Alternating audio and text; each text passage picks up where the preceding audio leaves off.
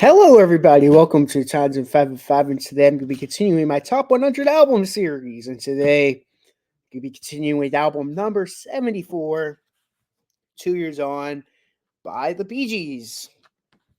And oh my gosh, this is the first album I got from the Bee Gees, but man, we have a heavy hitter album from the Bee Gees. This album is the second of their albums released in 1970. And funny enough, this is not even my favorite album of the two albums released in 1970. So I'm excited to, of course, I'm excited to talk about the other album, which I'm actually gonna spoil. It's pretty coming up pretty shortly, but yeah, this is an amazing album. But before I do so, gotta give my usual shout outs that I've been giving for a ton of these reviews now. So of course, gotta thank you, lovely subscribers. I think you guys are amazing. Get to put up with my nonsense. Appreciate it, of course. Always gotta thank you guys for that. Thank my friend group who's been watching my videos. Um, Thank you guys. Always appreciate it. Um, of course, more specifically, I gotta thank gotta thank Ryan Kim and Jacob Martin, especially for watching these and listening to them along the way too. So gotta give you guys the shout outs as well. But yeah, I'm hyped. Very hyped for this review. And yeah, let's get this thing started. This album was released November of 1970. What day in November? I don't know. And apparently Wikipedia doesn't know either because it's just says November of 1970. So must be the day it was released is unknown. But give a little background info. I don't usually do background info for these albums, but just because I like the background info, I'll give it. Robin Gibb actually left the group for a little bit after the Odessa album from 1969. They released an album in 1970, Cucumber Castle, with just Morris Gibb and Barry Gibb. I know, pretty crazy, because normally Barry and Robin usually get lead vocals, but it was mostly a Barry album, and you got more singing a song or two on the album, which is strange because usually Morris never sings on the albums. Maybe like a song every once in a while, but he barely sings on the BG albums, which is a shame because usually his songs usually end up being like one of my favorites on the album. Even on this album, he has a song and it's like one of my favorites. Um, well, in between this album, Robin Gibb did get a solo album in. Um, uh, Trying to remember the name of the album on the top of my head. I know it has "Saved by the Bell," which is on his album "Robin's Reign." I'm looking at Wikipedia as I'm telling you guys this. So it was on his Robin's Reign album, which is the first Robin Gibb solo album. Really good solo album, I must add. Check that out. If you're a big fan of Robin Gibb like I am and Adam is from What the Gym, check out Robin's Reign. That is a great album. Me and Adam both recommend it. But there is actually two albums that was released from wasn't actually, I take that back, wasn't released from them. Morris Gibb was had an album recorded, The Loner, never released it.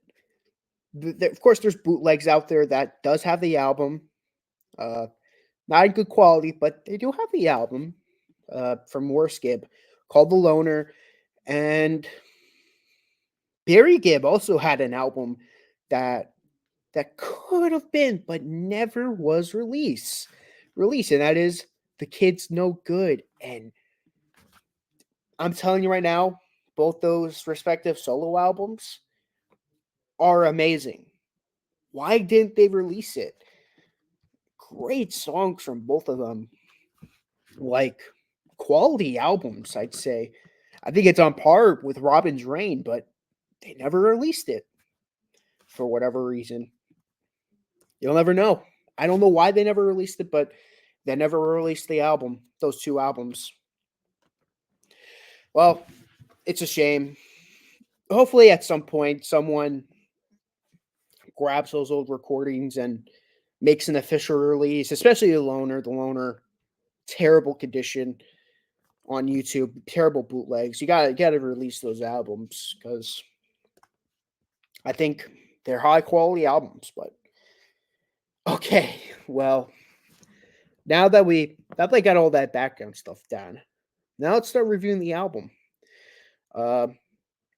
There's actually two track lists, but I'm gonna do the original track list that was originally released. So, first song on the album is the title track, 2 Years On. And right away, we get Robin's return to the lead vocals. Welcome back, Robin. Nice. Nice nice to see you back. And I think it's a great welcome back to the Bee Gees. I think this is another great quality Bee Gees song. I almost said Beach Boy. Because I just recorded I recorded the Beach Boy Wild Honey recently. Just kind of right. Like I'm recording these, as you can see by my shirt. I've been recording these back to back, so sorry for that. Portrait of Louise. Oh, this is like one of the best songs on the album. I'm gonna move. You can tell her in my mind. I don't ask her why. Great catchy song. Great harmonies too. Definitely. I'm so happy they're back to their 3-part harmonies like they were before. Man for All Seasons is a nice song. Got everyone singing on it. Sincere Relation. Nice Robin song. Back Home. Another a great rockin' song on the album. Very rare to hear the Bee Gees rock out, but they did it pretty well. I think whenever they do rock out, they always do it good. They always have a good rock song. First Mistake I Made. It's the longest song on the album, but to me, it's one of the best songs on the album. It's a soulful song with Barry Gibb really pouring his heart into the soul. Of course, in the disco era, you hear a lot of his soul. But yeah, great predecessor to that. Side 2, Lonely Days. I mean, another one of the best songs on the album for me. Definitely one of their biggest songs, biggest hits. Yeah, to me, this is another big highlight on the album. I love it. Alone Again, pretty good Robin song. Tell Me Why, I really enjoy. Lay It On Me, to be one of the best songs of the album. We got Morris Gibb doing a country song. I love it. I'm a sucker for when Morris does country. It's a great song. I'm a sucker for it. Then you have Every Second, Every Minute. Great song, great follow-up song. And then the last song on the album, I'm Weeping. Great Robin song to close out the album. It's just so much great songs on this album. It's crazy. But okay. Now for what you've been waiting for, the top 5. So number 5, Cheers On. Number 4, Lonely Days. Number 3, First Mistake I Made. Number 2, Portrait of Louise. And number 1, I'm going to go with Lay It On Me. What a great song. But yeah, thank you guys so much for watching this video.